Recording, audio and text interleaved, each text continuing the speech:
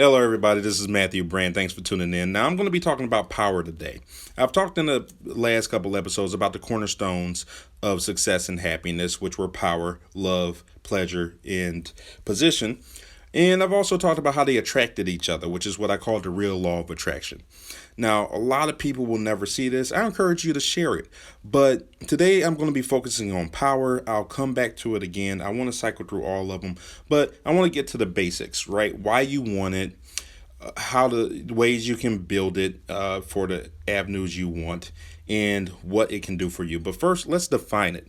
So, my definition of power when I'm talking about the cornerstones of success is an influence.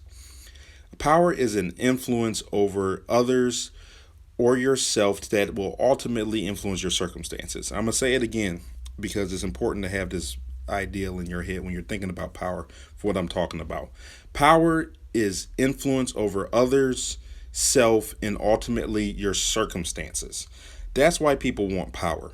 If you're in a circumstance you would like to better, if you have dreams you want to accomplish, if there's something, an outcome in your life you would like to influence, have a better chance of going favorably for you, power is the cornerstone to focus on.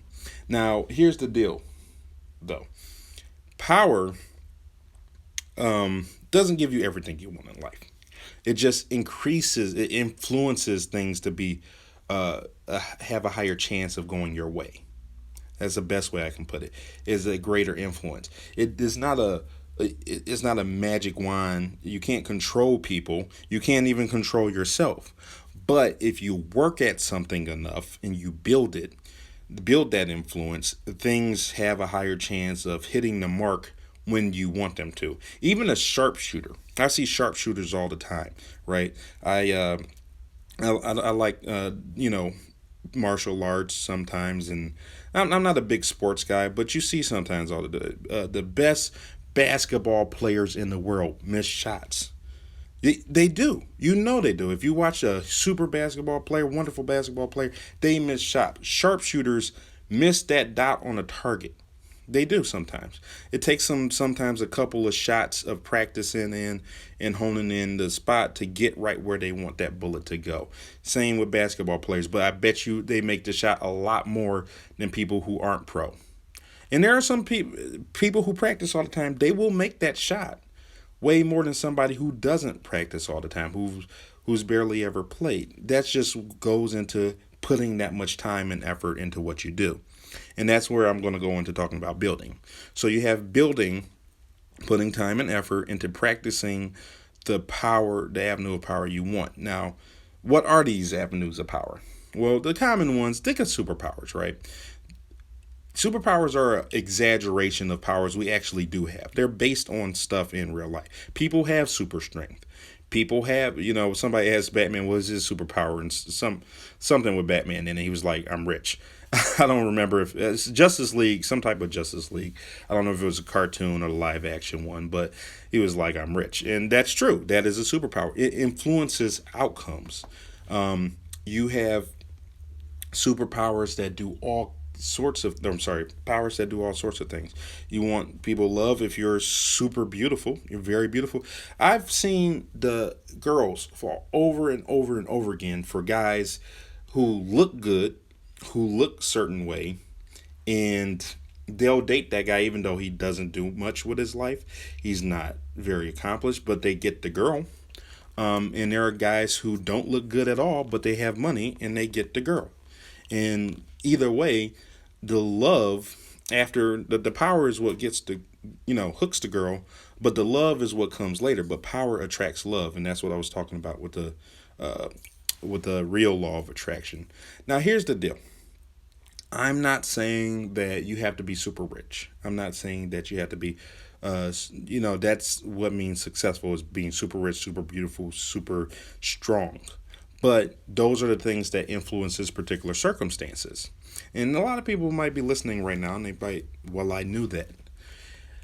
But because people tend to push away from power, people who haven't put in their mind to achieve power often dislike it in general because they haven't settled down to say, I want that kind of power. I want the power. And they've settled to saying, I'm going to leave that responsibility on other people, or they tell themselves, I shouldn't have to do that. I've heard so many times when I've seen somebody be right at a point where they could completely make their lives exactly how they want it to be. But it takes effort and it takes time. And it's not that they don't say, oh, I can't do that. I don't want to. They say, I shouldn't have to do that. Should and shouldn't are ridiculous words. They don't make people do what they want to do. And I guess the real thing is they don't want to do that. But that's just the cost of obtaining what you want. No one, and this is why I always find it weird. People will go to their job. They will spend 40 hours a week at their job, 8 hours a day. If their boss asks them to do something, they will. And I'll say this again in another time because I know this is something that's always was strange. Their boss asks them to do something, they say, "Oh, sure, no problem. I'll get right on it. I'm sorry." But if it's something that helps them accomplish their dreams, right? If it's not the status quo for them to say, yes, okay, no problem, sure, get right on it, they say no. They say, I shouldn't have to do that. I don't want to. And that's always been weird to me. If you look in yourself in the mirror and you're like, I don't like the way that looks, right? Um, it, People nowadays, I'm not saying there's anything wrong with the way certain people look, whether you're too skinny or you feel you're too big. But if you don't care for it, if you feel like you would like to improve it, you don't have to obsess over it. I don't want you to obsess over anything, power, love, whatever. But why not work on it? And a lot of times it's because we're scared of what will happen if we work on it and we don't accomplish it. We're scared of the failure. And that's understandable. And there's nothing wrong with that. So that's why some people want it. That's why some people don't want it. Now, building it, you just put time and effort into it. And over time, it will come up, right? If you work out long enough, you put that 8 hours a day into it, then you'll be super strong, super fit and all that. But you notice you can't do everything. You can't put 8 hours a day into your fitness, 8 hours a day into your job, 8 hours a day into grooming, 8 hours a day. You can't do all of that, right? It has to be split up. Most people work 8 hours a day in the United States. If you're from anywhere similar to how I live, your commute easily adds up to about an hour a day. So it makes things difficult when you're trying to accomplish certain things. That doesn't mean that you can't accomplish them, but that eats up a lot of your time. So you're talking about maybe 8, 9, 10 hours a day spent just getting ready and going to work. And then so you're supposed to be awake, let's say 16 hours a day. That's what they used to say. Okay, you're supposed to be awake 16 hours a day. That leaves you with 6 hours to work on something, right?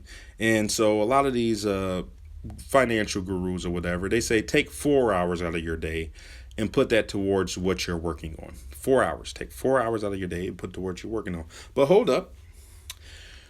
What you may have other responsibilities that take up more than 2 hours of your day. So if you have 10 with work, let's say you have to work overtime.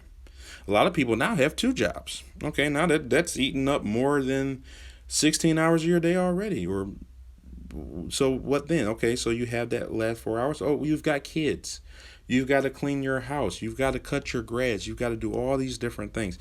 I'm not. See, a lot of these people kind of ignore those points. I'm saying you have to kind of pursue them anyway. You can't walk away. So fit it in where you can, but it's still built. Even if it's brick by brick, even if it's step by step, keep moving towards it. You can take 10 minutes out of your day, 20 minutes out of your day, an hour out of your day. I've taken a couple hours out of my day just trying to record this, and I still have a hard time sometimes getting it right where I want it to be, because that's just the fact of it sometimes.